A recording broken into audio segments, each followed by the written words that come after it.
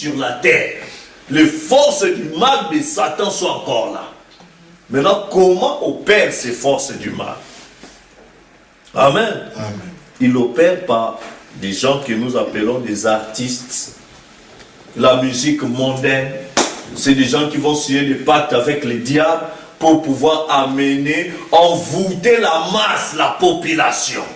Et la musique, à cela s'associe la mode, l'accoutrement indécent, qui laisse les gens dans une vie de souillure, qui amène les gens à se rebeller contre les principes de la parole de Dieu. Dieu veut que les femmes puissent s'habiller d'une manière décente, correcte et tout ça. Le diable, par la musique, par la mode de tous ces stars, vous pousse à vous habiller d'une manière sexy, à vous comporter d'une manière qui est complètement d'être des rebelles de la parole de Dieu. Comment ça? C'est par la musique païenne, par la musique mondaine. Et avec des signes bizarres et tout ça, qui communiquent, qui vous laissent recevoir leurs esprits, leurs démons, pour pouvoir vous envoûter, sans que vous puissiez les savoir.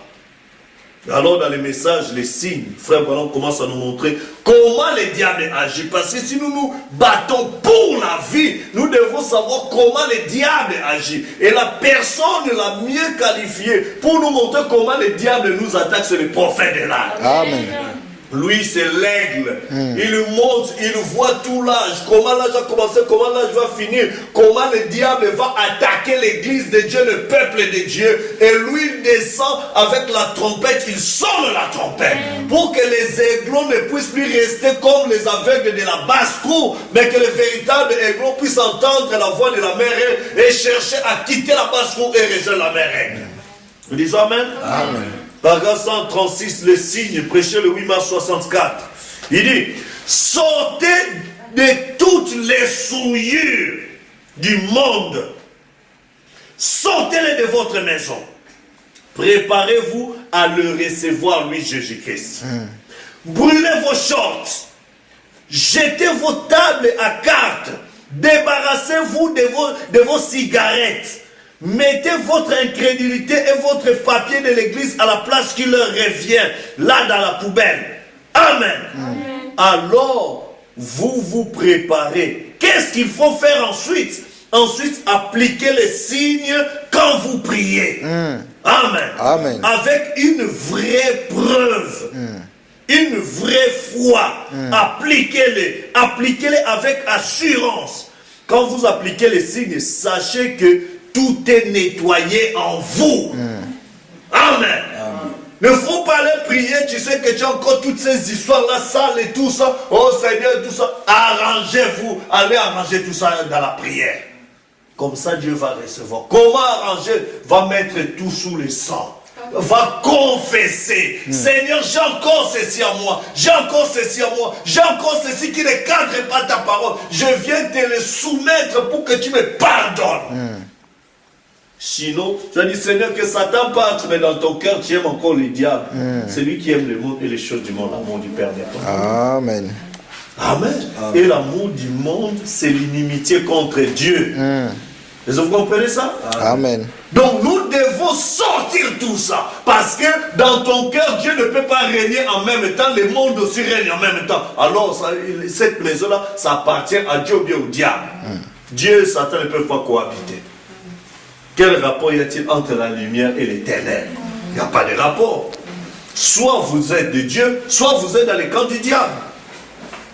Sortez tous les sujets du monde, sortez-les de votre maison. Préparez-vous à le recevoir. Brûlez vos shorts, des culottes là, serrées, des habits là, sexy, tout ça. Brûlez tout ça. Ça, c'est le conseil du prophète. Je n'ai pas entendu des amens. Amen. Jetez vos tables à cartes, des cartes et des jeux. Je suis en train de faire passer le temps. Fais passer le temps avec la parole de Dieu. Fais passer le temps avec la brochure. Fais passer le temps avec des moments de prière. Au lieu de faire passer le temps juste des cartes comme ça. Débarrassez-vous de vos cigarettes. Mettez votre incrédulité et vos papiers de l'église à la place qui leur revient dans la poubelle. Amen. Amen. Alors vous vous préparez. Qu'est-ce qu'il faut faire ensuite? Ensuite, appliquez les signes quand vous priez. Amen. Amen. Avec une vraie preuve. Seigneur, je viens appliquer parce que je viens de brûler tous ces revues là, vulgaires que j'avais là. Je viens formater les disques où j'avais téléchargé des films souillés, sales du monde et tout ça. Je viens à toi, Seigneur. J'ai balayé ma maison, ma chambre de tous ces ordures sales. Je t'ai dit que je viens te donner mon cœur. Avant que j'aille dans les eaux du baptême, je veux déjà être sûr que je m'engage à te suivre, Seigneur. Non pas seulement de bouche, mais ton cœur. Tu appliques les signes avec des preuves que tu as tout abandonné. Vous allez dire Amen? Amen. Qu'est-ce qu'il faut faire ensuite? Appliquez-les. Appliquez-les avec assurance. Quand vous appliquez les signes, sachez que tout est nettoyé en vous. Si votre cœur ne nous condamne, si notre cœur ne nous condamne pas, alors nous recevons ce que nous avons demandé. Amen. Amen. Frère Ballon continue. Donc, dans le message, pourquoi les chrétiens trouvent-ils si difficile de vivre une vie? Paragraphe 59. Il dit, Frère Ballon dit, vous pouvez être capable de réciter tous les catéchismes de votre église et d'être ferme dans ce que vous croyez. Connaître les catéchismes n'est pas la vie. Est-ce que vous comprenez? Amen. Connaître l'église n'est pas la vie. Même connaître la Bible n'est pas la vie. Mais le connaître lui, c'est la vie. C'est cela. Quelqu'un peut connaître la Bible de A à Z. Le diable, ça, il connaît la Bible, non? Il a cité des versets bibliques à Jésus. Exactement. Mais est-ce que pour autant il a la vie? Non. Mais il ne connaissait pas qui était Jésus en face. S'il connaissait celui-ci, c'est le Christ, le Fils du Dieu vivant, il n'allait pas faire ce qu'il a fait. Est-ce que vous comprenez? Le connaître, oui, c'est ça la vie. Connaître des citations. Un frère m'a dit ça, ça c'est la tête. Même l'ordinateur avec le lecteur audio, ça va vous réciter ça du matin jusqu'au soir. Mais l'ordinateur ne va pas recevoir la vie pour autant. Est-ce que vous comprenez? Mais le connaître lui, pendant des moments de prière, tu t'abandonnes à lui. C'est-à-dire c'est lui qui vient se faire connaître à toi. Par une révélation. Alors là, ce n'est plus une connaissance intellectuelle de mathématiques, ou bien de philosophie, ou bien de lettres, ou bien de géographie, mais ça devient une révélation. Nous disons Amen. Amen. Et quand tu le connais par révélation, au travers d'une expérience de la délivrance totale, de la nouvelle naissance, alors là tu as la vie. Nombreux ont commencé à lire les brochures il y a des années avant notre naissance, mais ils n'ont pas la vie pour autant. Alors la grâce, paragraphe 160, frère Branham dit, connaître Christ, c'est connaître la vie. Amen. Amen. Il dit c'est exact. Et je ne me soucie pas. Je ne connais peut-être pas mon ABC, mais je veux connaître Christ. C'est exact. Je ne connais peut-être pas toute la théologie, mais je veux connaître Christ.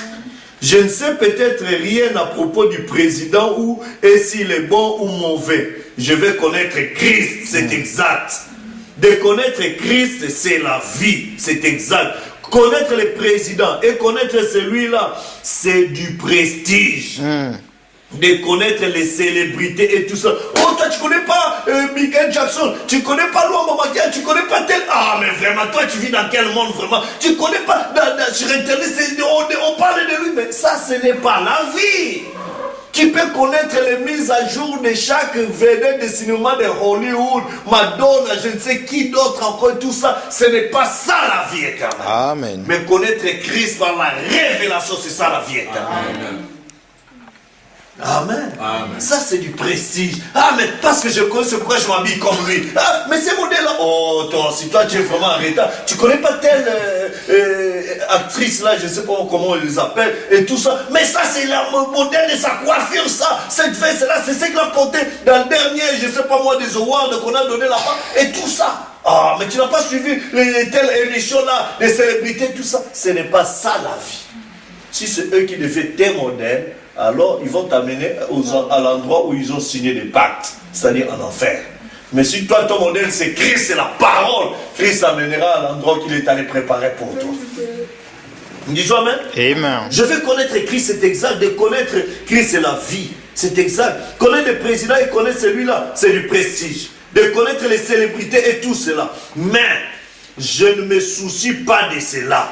Je veux connaître Christ dans la puissance de sa résurrection. Sachant que nous avons ce soir un souverain sacrificateur assis à la droite de Dieu dans sa majesté, là qui fait intercession. Je veux retenir fermement cette profession. Amen. Amen. Ma profession de foi, j'ai dit que je vais vivre pour Christ le reste de ma vie. Alors cette profession de foi, je ne vais pas l'abandonner. Je vais la garder et suivre Christ jusqu'à la fin de ma vie. Amen. Amen. Quand j'arrive à cela, me connaître lui par la révélation, je sais que c'est cela la vie. Amen. Amen. Frère Branham dit dans le message Les Signes, prêché le 1er septembre 63, paragraphe 276. Dieu est votre joie. Dieu est votre force. Connaître le message, connaître la vérité, cela nous suffit. Il est tout ce qu'il me faut. En lui, j'ai tout ce dont j'ai besoin. Amen. En lui, voilà notre force. Exactement. Le secours me vient de l'Éternel. Vous les chrétiens, cherchez en lui votre joie. Vous les chrétiens, là où le monde cherche la joie dans des choses de ce monde, dans des plaisirs de ce monde, mais vous les chrétiens, cherchez en lui Christ, en lui le message. Dans le message, il y a la vraie joie, il y a le vrai bonheur, il y a de meilleures histoires qui soient. Amen. N'allez pas suivre des émissions là, de Karachik à des émissions là, je sais pas moi, de ces émissions, de ces païens là, qui montrent comment conquérir le mari d'autrui, comment faire ceci, comment faire cela. Ça, cela ne va pas vous donner de vertus, mais cela vous éloignera de Christ. Nous disons Amen. C'est une question de bataille pour la vie éternelle. Ce n'est pas pour gagner la vie du monde et tout ça. Oh non, comment séduire, comment draguer, comment faire ceci. Ça ne va pas t'amener au ciel. Il faut chercher ce qui te donnera des vertus pour partir au ciel. Amen. Parce que le temps dans lequel nous sommes en train de vivre, nous sommes en plein combat. C'est-à-dire le diable a multiplié des voix. La voix de Dieu en ces derniers jours est étouffée. La Bible dit dans Matthieu 24, dans les derniers jours, la charité du plus grand nombre se refroidira. Or, la charité, c'est quoi? L'amour pour Dieu, l'amour pour la parole, ça sera en hiver, ça va se refroidir. Pourquoi? À cause de l'iniquité. L'iniquité, c'est quoi? Savoir ce qui est bien, mais ne pas le faire. Tu as la connaissance intellectuelle que oh, ça c'est mauvais, ça c'est commettre adultère, voler, tout ça c'est un péché, tout ça. Mais tu n'as pas la puissance pour vivre ça. Cette connaissance-là, la puissance est refroidie par des circonstances qui t'environnent. Le plaisir du monde est tellement là que la parole est étouffée.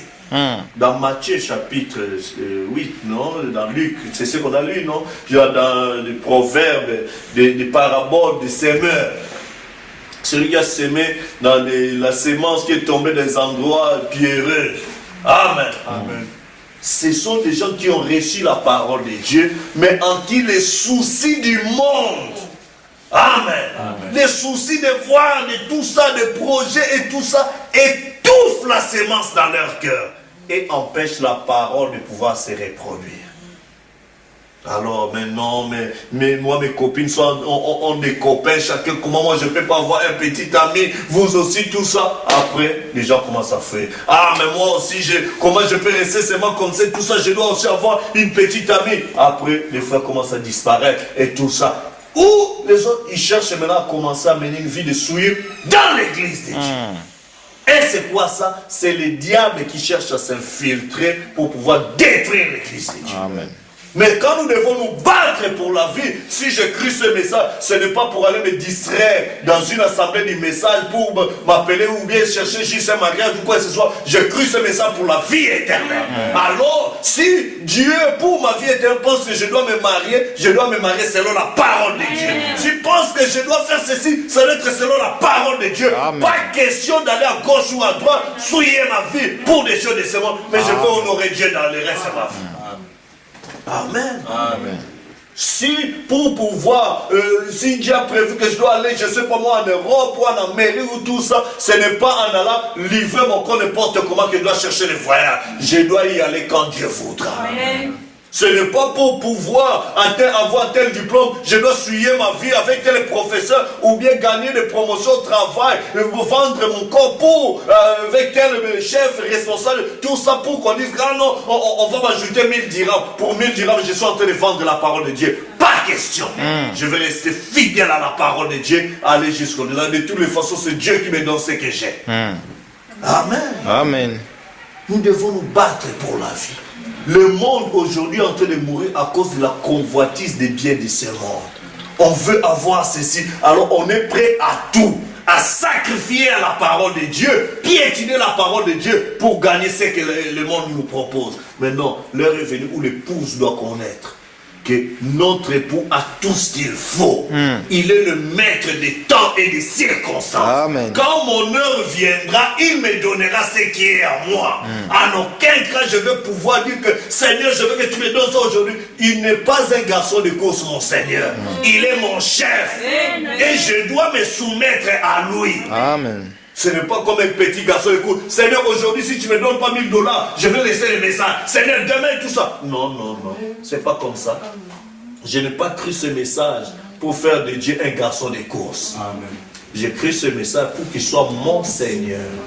Il est mon chef, il est mon roi. Si je lui demande, c'est sa souveraineté à lui de me donner ça aujourd'hui ou quand il voudra. Et en tant que bon père et l'époux qui sait que les désirs de la femme se porteront vers son mari, il me donnera ce qu'il y a de meilleur.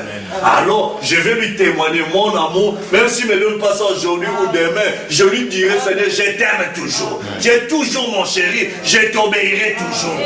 Tu sais ce qu'il y a de mieux pour moi. Amen. Amen. Alors, ne cherchons pas à être complexés par des vaines choses de ce monde, mais nous devons nous battre pour la vie. Les diables mettent des musiques, des émissions, des choses aujourd'hui sur Internet, tout ça pour captiver notre attention, détourner cela de la parole de Dieu, de la vie de la parole de Dieu pour suivre toutes ces choses.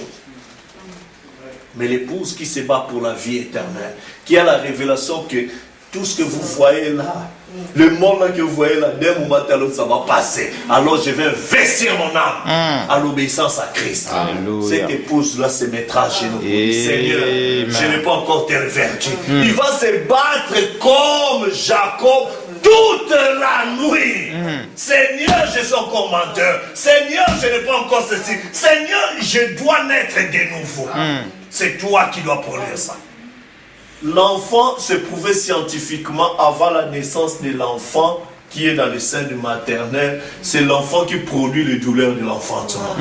C'est pas la maman qui va dire non, moi je vais enfanter seulement à 3 mois. Ouais, non, c'est l'enfant à l'intérieur qui doit produire quelque chose.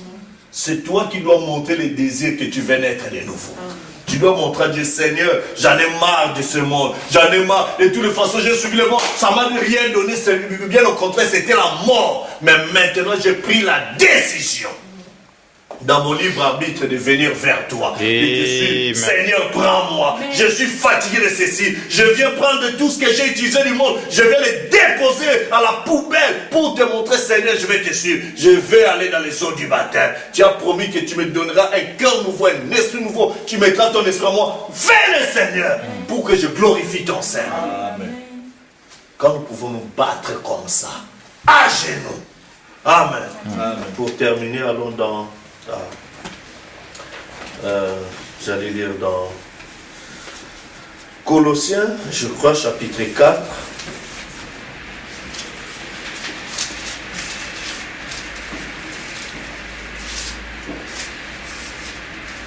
Colossiens.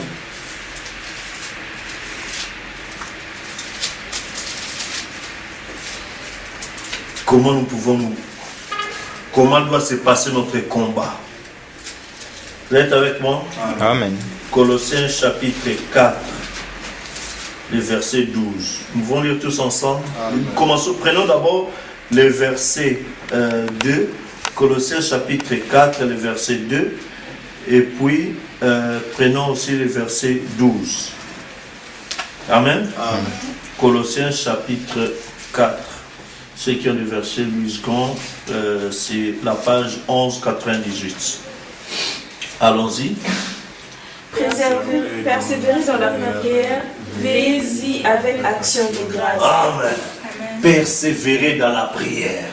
Ne vous relâchez pas. La prière, c'est la force du croyant. Amen. Persévérez. Il y a ceci qui arrive, va mettre ça dans la prière. Seigneur, regarde ceci, Seigneur, regarde cela. Mets ça dans la prière. Il ne faut pas dire, ah, j'ai trop prié, je suis même fatigué. Non, priez sans cesse. Est-ce que vous comprenez? Alors, au verset 12. Épaphras, il est de votre salut, serviteur de Jésus-Christ, il nécessite de combattre pour vous dans les prières, afin que, parfait et pleinement persuadé, vous persistiez dans une entière soumission à la volonté de Dieu. Amen. Et vous voyez comment combattre? Épaphras qui est de votre, vous salue, serviteur de Jésus-Christ. Il ne cesse de combattre pour vous. Comment il est en train de combattre pour vous? Hein? Dans ses prières. Amen. Afin que, parfait et pleinement persuadé, vous persistiez dans une entière soumission à la volonté de Dieu. La meilleure façon de combattre quelque chose qui te dérange, mets-toi à genoux. Va pleurer à Dieu. Dis Seigneur, je crois ce message, mais comment ces démons-là ne me quittent pas encore? Il faut l'appeler par son nom, c'est un démon. Tout ce qui est contre la parole, c'est un démon. Dis Seigneur, ces démons-là, je ne veux pas de ça, je ne veux plus de ça, je veux m'abandonner à toi. Tu connais mon cœur, Seigneur. Mon cœur est à toi, mais ces démons me retiennent encore. Je les chasse au nom de Jésus. Je vais t'obéir. Et quand ce démon-là viendra encore à toi sous forme de désir pour te pousser à faire ce qui est contraire, dis je refuse Satan. Au nom de Jésus, je vais faire le contraire, ce que tu me dis. Tu me dis de porter des mini-jupes, je vais porter des longues jupes. Tu me dis de porter des jupes serrées, je vais porter des jupes amples. Tu veux que je laisse mon ventre dehors, je vais bien couvrir mon ventre. Tu veux que je puisse couper mes cheveux, je ne coupe pas mes cheveux. Je laisse mes cheveux naturels. Amen. Tu veux m'empêcher de prier, je vais m'agenouiller, je vais prier. Je vais chanter pour mon Dieu, je vais aller à l'église.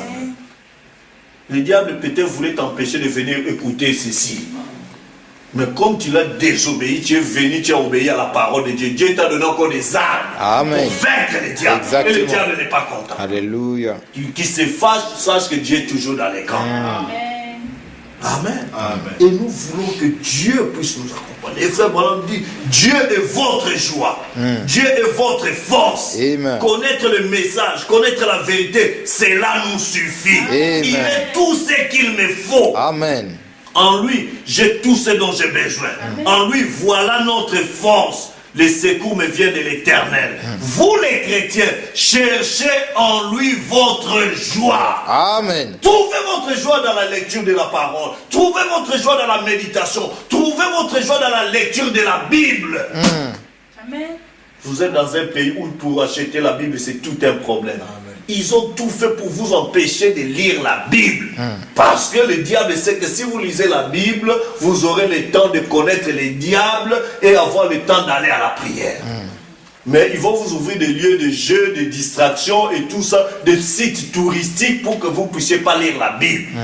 Mais bien au contraire, à chaque 100 mètres, on vous met des haut-parleurs pour bien entendre des appels des démons. Pour que ça reste dans votre mémoire.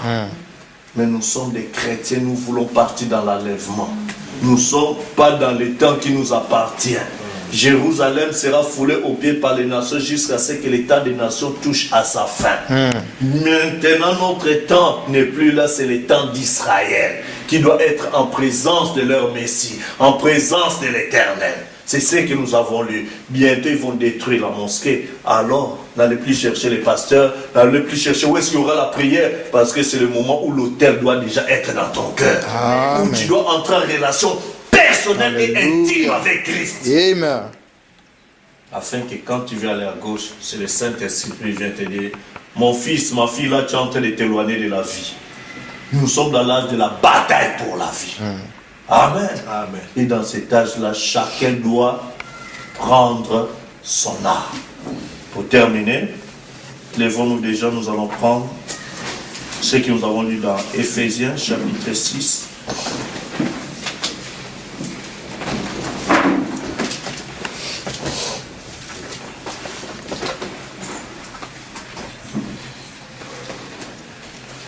À partir du verset 12 jusqu'au verset 19. Allons-y. Car, à partir du verset 11, allons-y, Éphésiens 6. Car nous n'avons pas, revêtez-vous, allons-y. Revêtez-vous de toutes les armes de Dieu, afin de pouvoir tenir ferme contre les ruses du diable. Car nous n'avons pas à lutter contre la chair et le sang, mais contre les dominations, contre les autorités, contre les princes de ce monde des ténèbres, contre les esprits méchants dans les lieux célestes.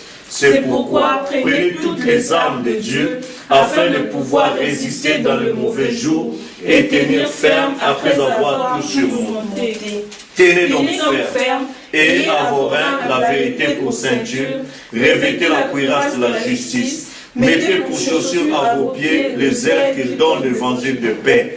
Prenez par-dessus tout cela le bouclier de la foi, avec lesquels vous pourrez éteindre tous les traits enflammés du malin.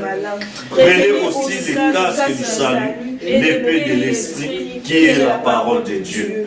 Faites en tout temps par l'esprit toutes sortes de prières et de supplications. Veillez à cela avec une entière persévérance et priez pour tous les saints. Priez pour moi afin qu'il me soit donné, quand j'ouvre la bouche, de faire connaître hardiment et librement le mystère de l'Évangile. Amen. C'est pour cela que nous devons prendre les armes, toutes les armes de Dieu. Amen. Et en tournant la page qui suit dans le chapitre 2, nous prenons le chapitre 2 de Philippiens. Nous prenons le verset 2 à partir du premier verset jusqu'au verset 10. Allons-y. Si donc il y a quelque consolation en Christ, s'il y a quelque soulagement dans la charité, s'il y a quelque union d'esprit, s'il y a quelque compassion et quelque miséricorde, rendez ma joie parfaite, ayant un même sentiment, un même amour, une même âme, une même pensée. Ne faites rien par l'esprit de parti ou par vaine gloire, mais que l'humilité vous fasse regarder les autres comme étant au-dessus de vous-même. Que chacun de vous, au lieu de considérer ses propres intérêts, considère aussi ceux des autres. Et ayez en vous le sentiment qui est en Jésus-Christ, lequel, existant en forme de Dieu, n'a point regardé comme une croix arrachée d'être égal à Dieu, mais s'est dépouillé lui-même en prenant une forme de serviteur, en devenant semblable aux hommes, et ayant paru comme un simple homme. Il s'est humilié lui-même, se rendant obéissant jusqu'à la mort, même jusqu'à la mort de la croix. C'est pourquoi aussi Dieu l'a souverainement élevé et lui a donné le nom qui est au-dessus de tout nom, afin qu'au nom de Jésus, tout genou fléchisse dans les cieux, sur la terre et sous la terre. Amen. Sachez qu'au nom de Jésus, tout genou doit fléchir dans les ciels, sur la terre, même sous la terre. N'importe quelle dimension ou domaine, le nom de Jésus, c'est le nom de la victoire. Le nom de Jésus, c'est le nom qui nous donne l'autorité. Nous n'avons pas la force, mais nous avons l'autorité. Vous comprenez? Vous connaissez la différence entre la force et l'autorité. Quelqu'un peut peut-être peser 50 kilos, mais avoir l'autorité qui peut diriger tous ces pays. Amen. Donc Dieu nous a donné l'autorité par son nom. Et son nom est la parole de Dieu. Quand nous croyons à sa parole, nous marchons selon sa parole, il nous a donné l'autorité. Car selon Jean 1, à tous ceux qui l'ont reçu et à ceux qui croient au nom de son Fils, il leur a donné le pouvoir. C'est ça l'autorité. De devenir fils de Dieu. Amen. Donc nous allons nous noter.